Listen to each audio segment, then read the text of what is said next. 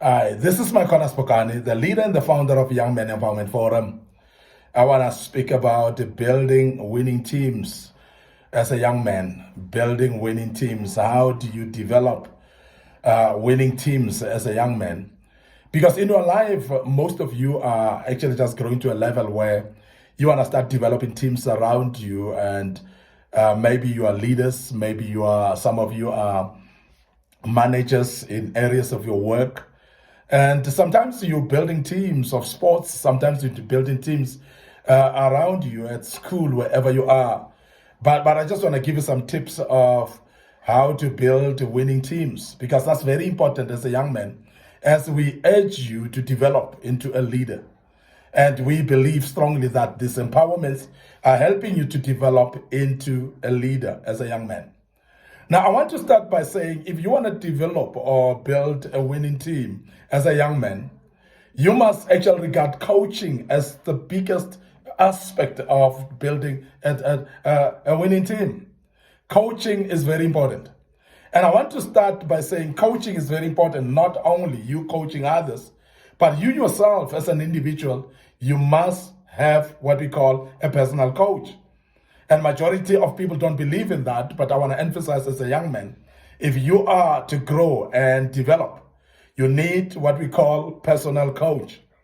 Remember that personal coach would be what you call a mentor sometimes, but somebody who can actually take charge to coach you as a young man and develop you and show you on what your strengths are and emphasize and focus on your strengths, and so that you can develop them even much more better. Now, I'm speaking about personal coach before you can coach others as an individual. Because you as an individual, you need to grow. You need to be able to know that you need to be coached, and you need to be shaped yourself into somebody who's fully developed. But also, when you are going to then develop a team, you need to actually put coaching in the forefront, whereby what you've learned from your mentor yourself, what you've learned from your coach yourself, you can actually implement them in coaching the people around you, coaching the team that you have around you. But I want to emphasize the uses of coaching, or the approach rather of coaching. That coaching is not focused on the weaknesses particularly. Coaching is focused mainly on the strengths that one has, or the opportunities that one has that may not be used to the maximum. So in other words, the coach will identify your strengths, he will identify your skills and things that you may not be aware of, and therefore harness those and encourage you and show you the ways on how to develop them. Now, when you coach teams or individuals, you're basically identifying their gifts. You're identifying their strengths. You're identifying actually their abilities. So when you are actually identifying that, you start to look at those that are not actually maximized. Because majority of us have got a lot of strengths, have got a lot of skills that we don't maximize on. And a good coach is that one who maximizes or help you to maximize on the skills that you have already. Now, when you develop a winning team as an individual, you're going to, as a leader or as a young man, you're going to identify the gifts or the capabilities of your people.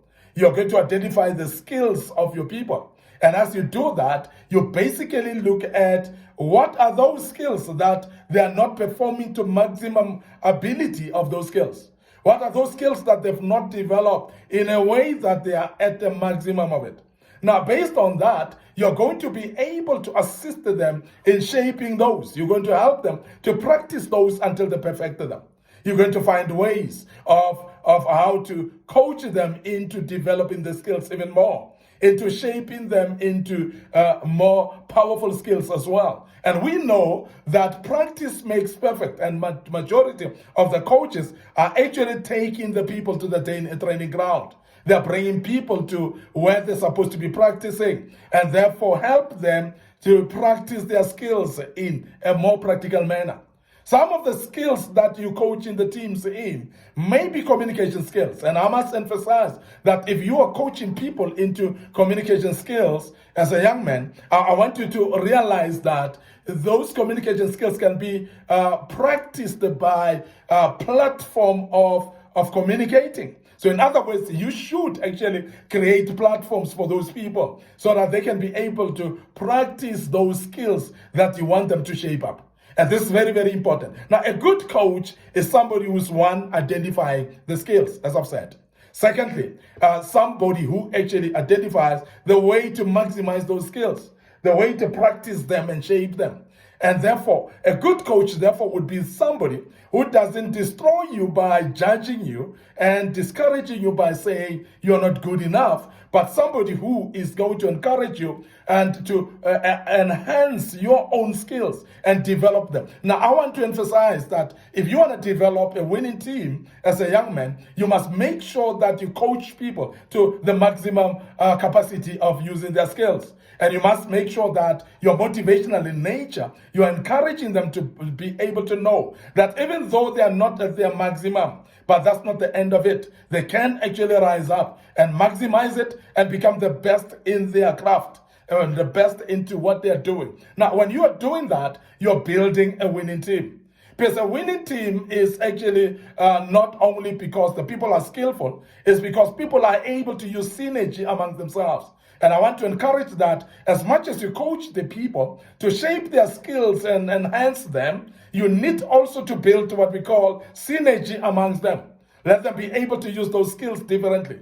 And in order to help the team to be a winning team. And I want to urge you as a leader that when you develop people to use synergy, you're actually helping them to actually work as a team going forward and develop that as you enhance what we call a team spirit amongst them as well. Because when their skills come together and they are at a maximum potential and they use them together to build this team and to make sure that this team succeed, and that encourages them to continue with the synergy that they have. But I want to emphasize the fact that coaching becomes the greatest aspect of developing a winning team. If you want to develop a winning team, you want to build it, let coaching be the order of the day at all times. Coach your teams every day and at every given opportunity. Coach them, make sure that you make them enhance their skills and make sure that they are more driven to enhance their skills at any given time. And at their own spare time, let them invest in enhancing their skills as you have coached them to do so.